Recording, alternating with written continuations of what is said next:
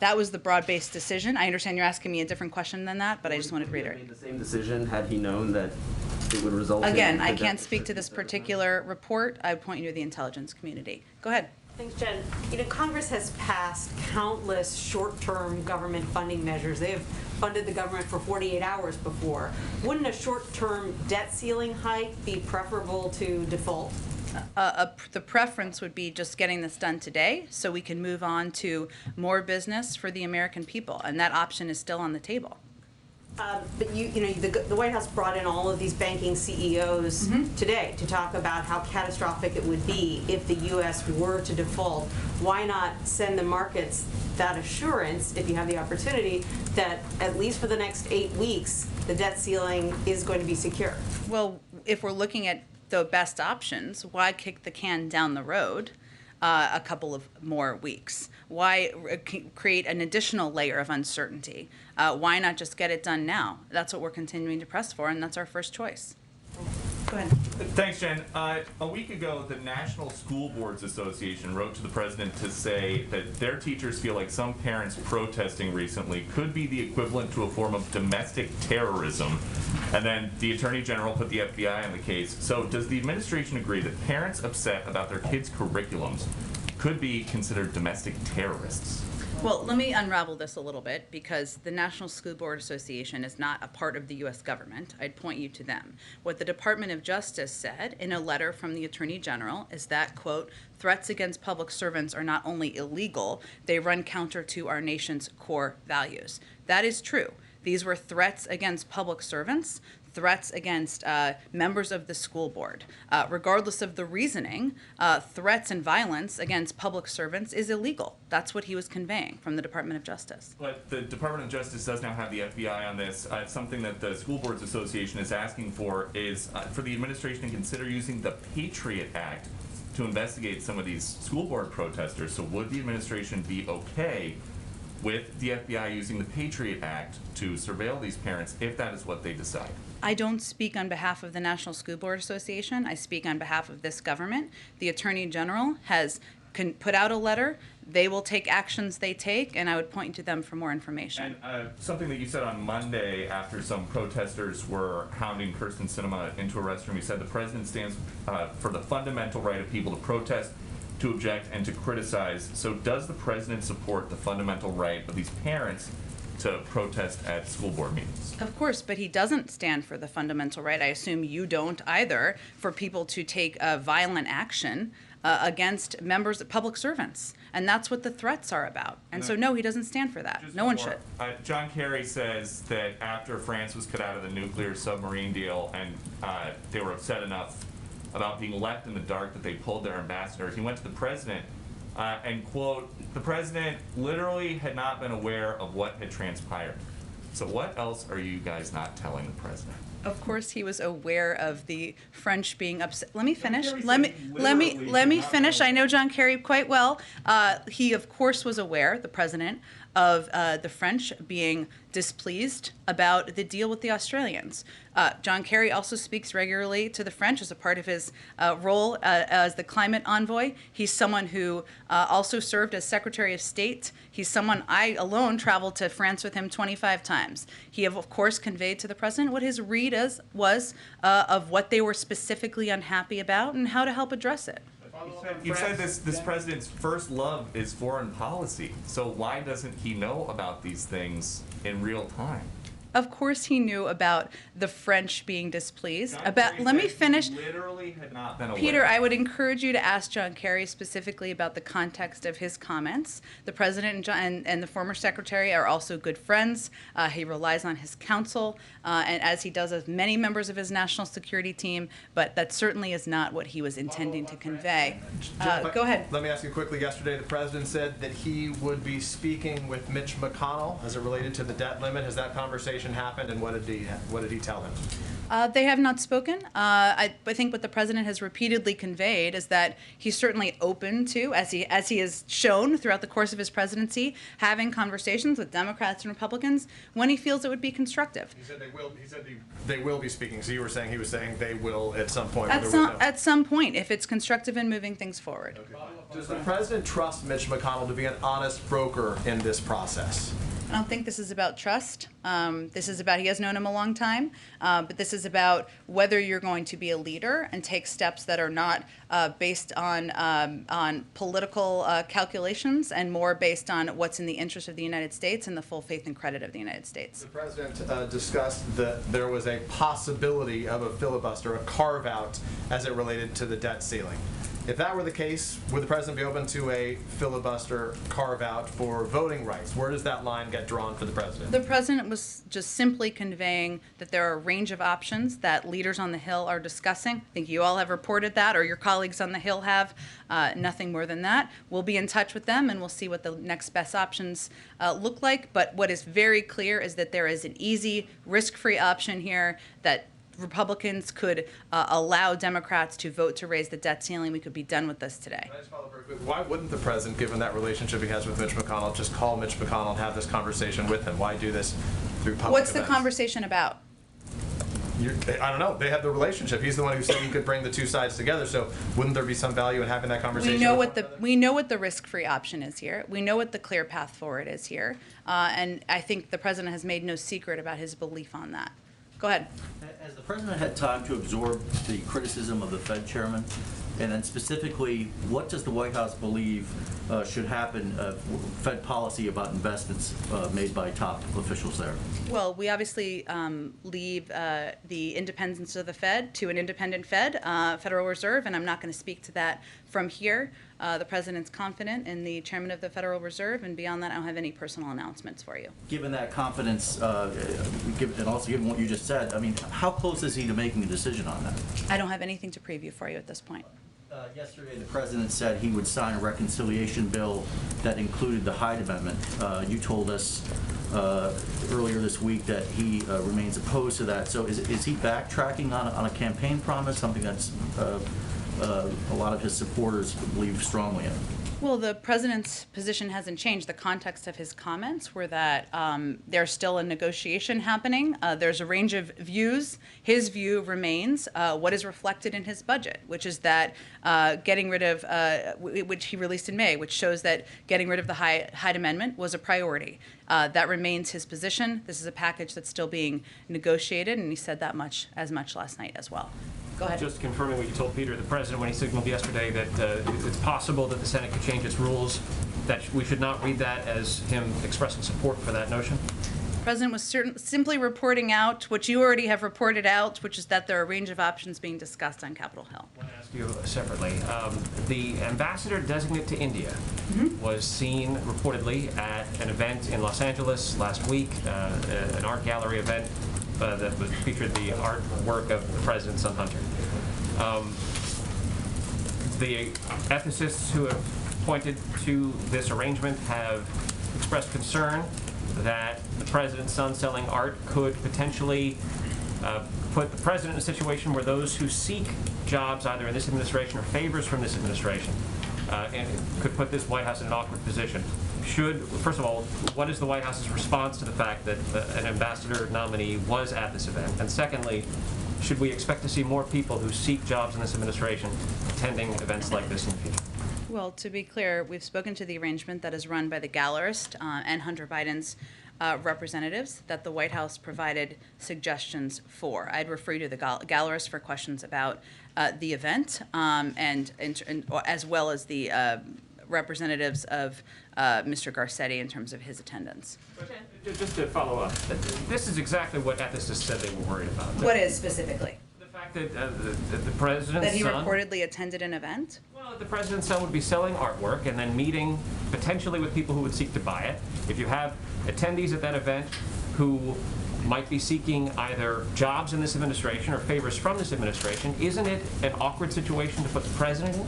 Again, the gallerist has we've spoken to the specifics, what the gallerist has agreed to, and what recommendations were made. I've done that several times. I don't have additional details for it from here. I point you to them. Go ahead. So does this White House not have any concerns about the photos that have emerged of showing Hunter Biden at that gallery alongside prospective buyers? I point you to the gallerist on specifics of the restrictions that were put in place. Great, but what about the position of this White House? This is a president who ran on being transparent, and you've got... And we were very transparent about what recommendations were made to the gallerist, and I would again point you to them or the many times I've spoken about that from here. And just to clarify, has the president's position on doing away with the filibuster changed? Nothing has, no, it has not changed. Go ahead. Thanks, Jen. The administration reportedly will invest $1 billion into making rapid testing COVID kits available, but there are concerns that the tests will be too expensive. I think a lot of Americans are wondering, is there a universe where these available tests will be free or affordable or at least less expensive than $25 a pop? Yeah, so there's no question, to your point, that there has been a huge increase in an interest in testing and getting tests and making them, and people going out and being able to get them easily. We announced a $2 billion investment in September, so right now we're on track to double the number of rapid at-home tests on the market by early November, and we're also now on track to triple the number of rapid at-home tests on the market by and thanks to the approval of ACON, this Monday, which accelerates the pace, we're now on track to triple the number, not double, I apologize.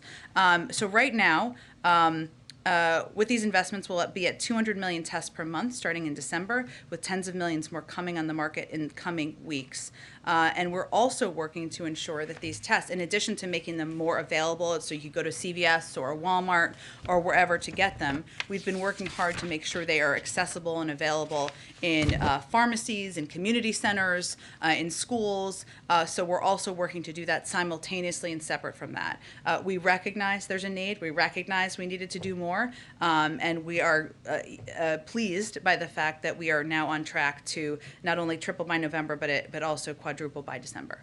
And then there was a school shooting in Texas today. The school safety group Everytown says that this year has been the most dangerous back-to-school period for students since they began tracking the data in 2013.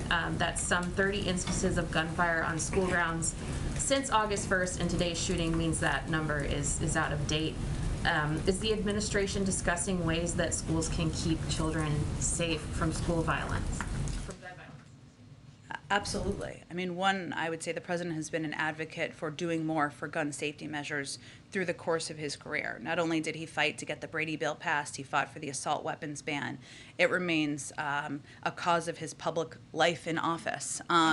We, of course, are frustrated by the inability to get common sense gun reforms through Congress. We should be able to get universal background checks approved. They're supported by the vast majority of the public, as are assault weapons bans. But in addition to that, we also have taken a number of steps, both by working through the Department of Justice to increase our strike force teams that are going out to specific communities and cities to help address violence. A lot of that is driven by gun violence. That's something that we've been implementing from there. And of course, our Department of Education is engaged in this effort as well.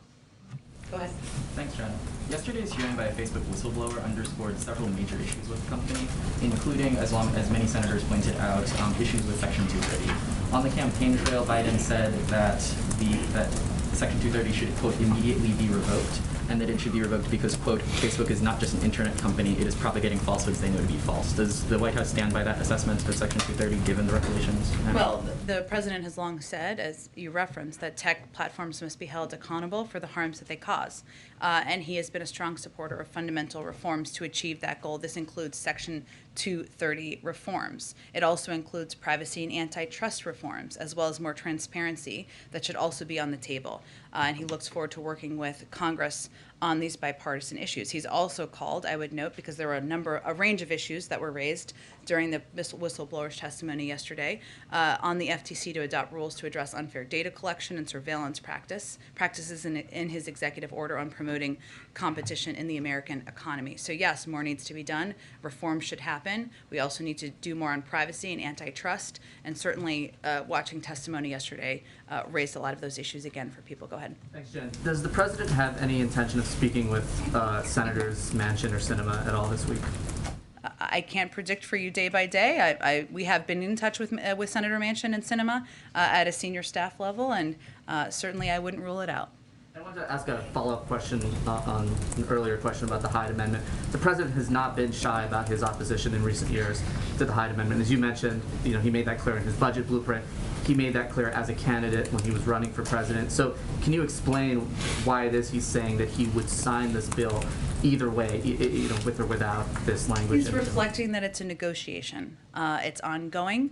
We don't know what the final product will look like.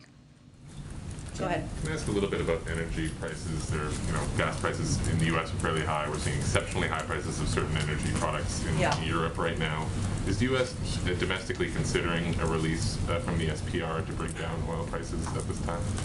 I'm not going to make any prediction of that from here. I would note that we have seen, as you said, some ticks up in parts of the country also as a follow-up to Hurricane Ida, because the hurricane hit a region that is a key center of the nation's oil production and refining infrastructure. So that's something we've been working to focus on, and we took actions in the days and weeks following to help address that, including at the time authorizing several million barrels of the Strategic Petroleum Reserve exchanges.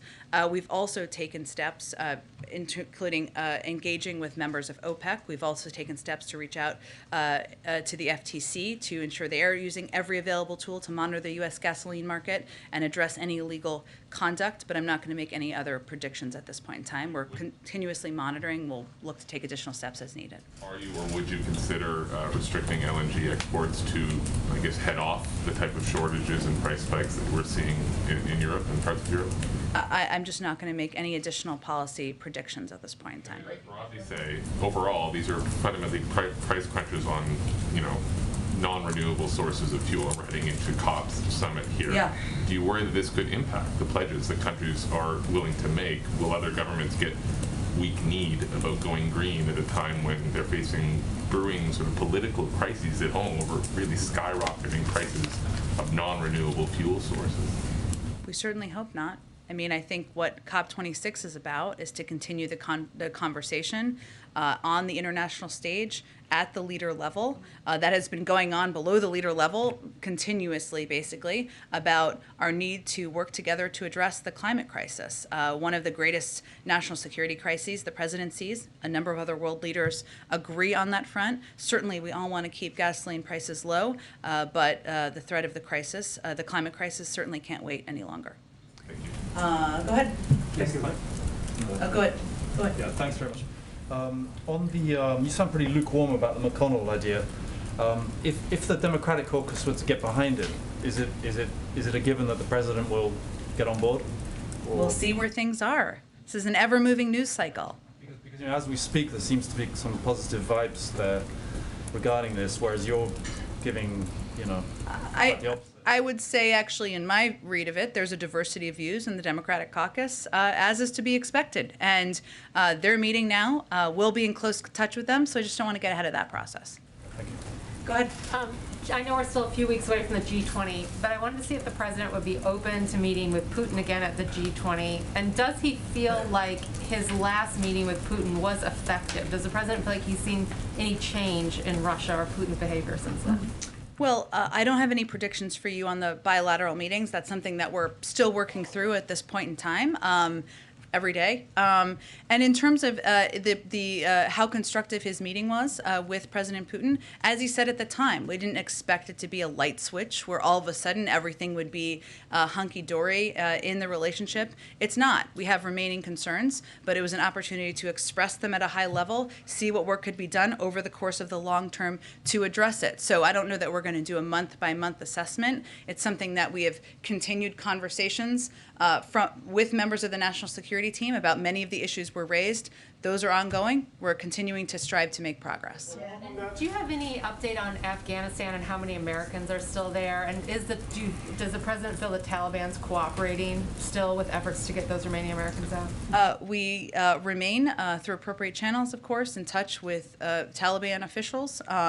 In terms of the specific numbers, I'd point you to the State Department, and they have the most updated number on that, given they oversee that process. Go ahead. Jen, there's been some reporting that Senate Democrats are planning to accept the short-term debt limit increase.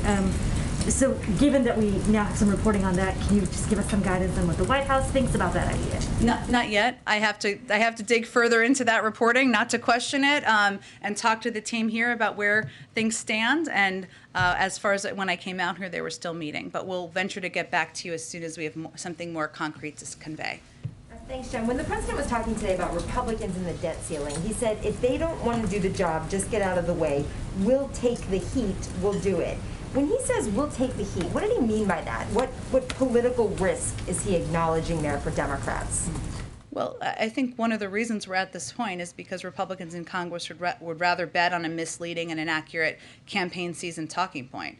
We're not betting that that's going to work, but his point, the president's point, is regardless, we're willing. Democrats are willing to vote alone, without any Republican votes, to raise the debt ceiling. You just need to allow us to proceed with that vote.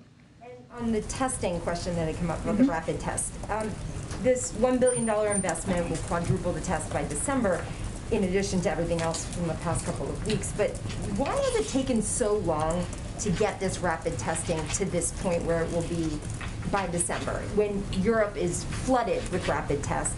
Is it the authorization process and the timeline on that, or is it on the production side, or both? Well, one of the things we've been working on is to increase production, as you know, and also increase, I would say that the demand for these tests here has increased a lot in the last several weeks. So we're also working to meet that and ensure that we are meeting the moment here in the United States. In terms of the specific mechanics, I would encourage you to ask the COVID team that question. Missing the moment, though, by, the demand has gone up in recent weeks because kids have gone back to school. Should this have been ready for back to school so that you could go to a CVS or any of the pharmacies or government sites and get these tests? I mean, again, we just announced last month enormous investment. We're quadrupling availability by December, tripling by November. I think that is speaking to how seriously we take this and how we're working to ensure there are accessible, cost-effective tests out there and available to the public. Go ahead. What plans does the White House have to address the risk of oil spills from existing platforms, existing leases that are still operating? You mean like the one that happened in California? Correct. I would really point you to the Department of Energy for specifics there. The White House has policies on stopping future leases, possibly things like that. But this is an ongoing threat. That happens as offshore drilling continues. Is there an interest in investing in the infrastructure of the pipeline to enhance their safety, shutting them down? What are your thoughts on that? Well, again, I think as we've seen, and there's been an ongoing investigation about what exactly was the root cause here. So I don't want to kind of speak to that as that's been ongoing. But beyond that, I would point you to the Department of Energy. Two very quick things on the spill. Does the White House have a working theory on what caused the spill? And secondly, you have an update on federal resources that have been dispatched to respond to the spill. Sure. I think I do have an update on federal resources. Let me see. On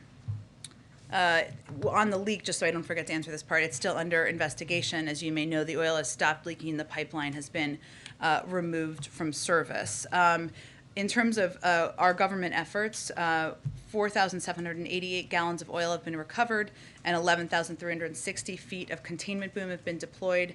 As of yesterday, 6 miles of shoreline have been cleaned. 328 response personnel with additional assets are on the way, have been deployed. As we said earlier this week, the Department of Transportation's Pipeline and Hazardous Materials Safety Administration investigators are on the ground in the Unified Incident Command Center. And on Monday, we also issued a action order to the operator mandating immediate corrective action, including performing a root cause failure analysis, integrity assessment, and remedial work plan. Beyond that, Unified Command, of course, who are on the ground, would have any additional steps we're taking that are up to date.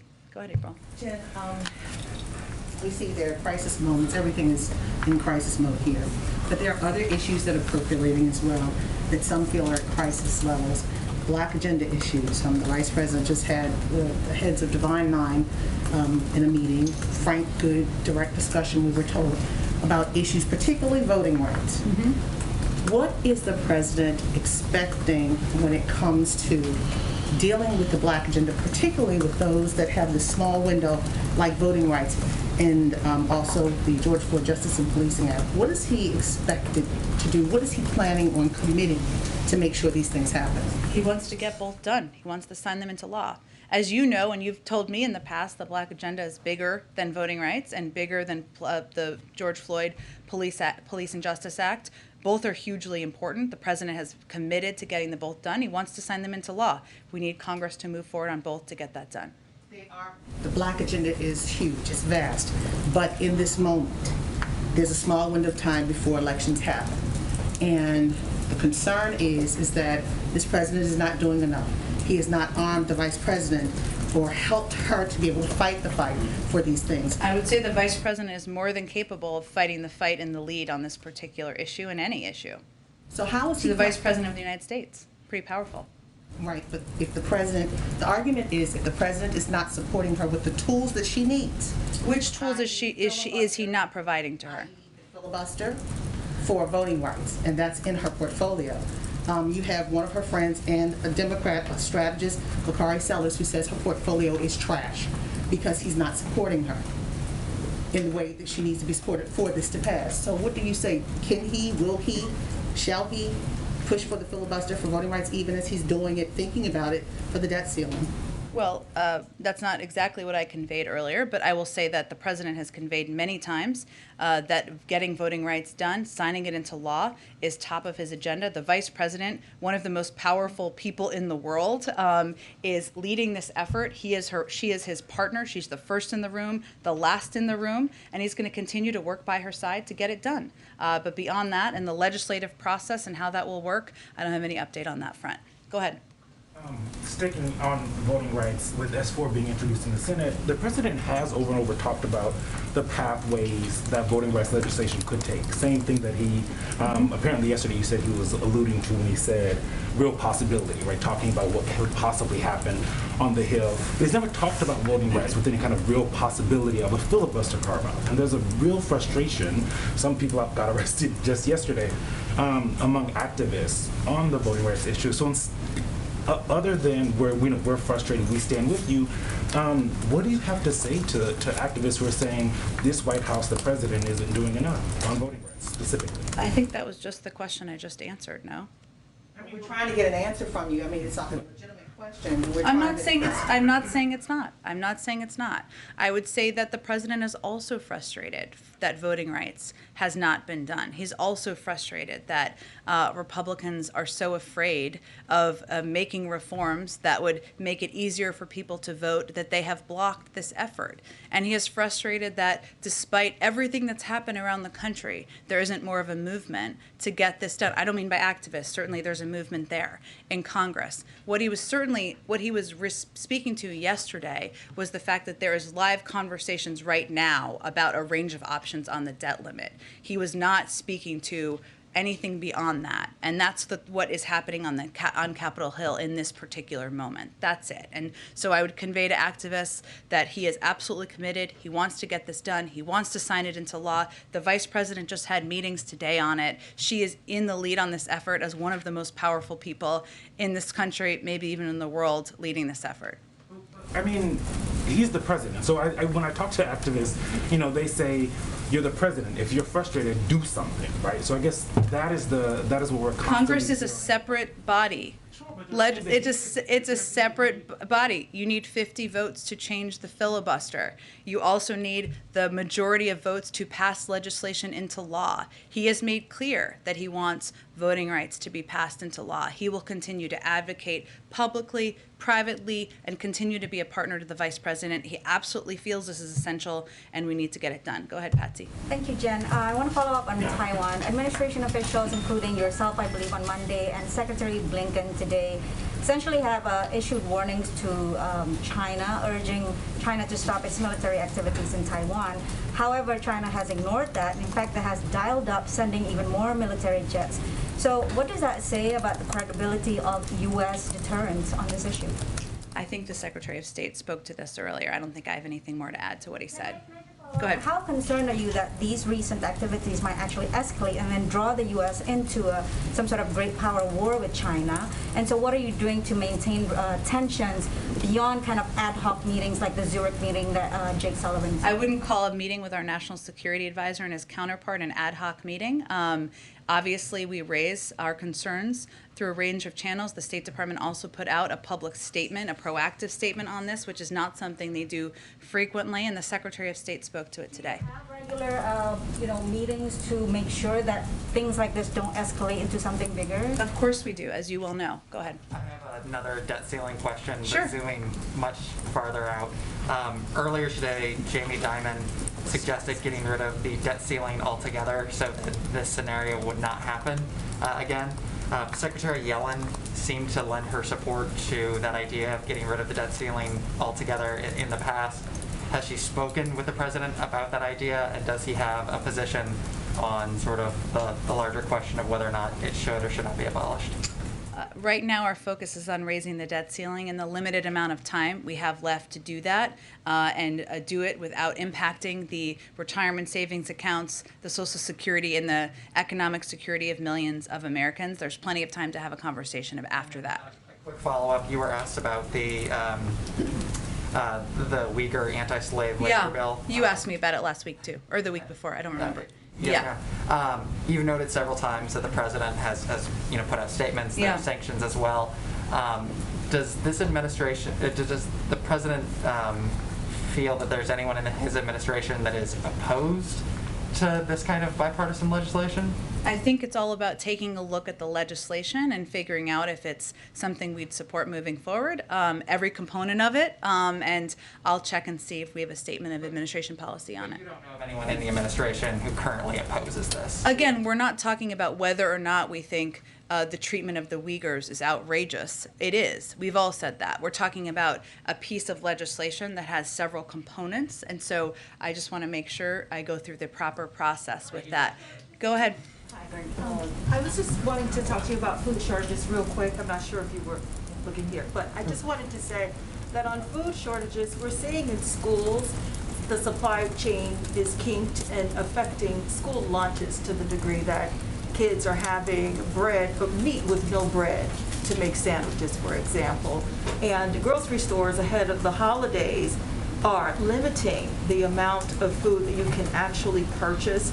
So in regard to the debt ceiling talks, if the Senate votes no, ahead of Thanksgiving, ahead of Christmas, and the coming holiday season, if they say no, what will that mean in the big picture for this nation and food shortages and other product delinquencies?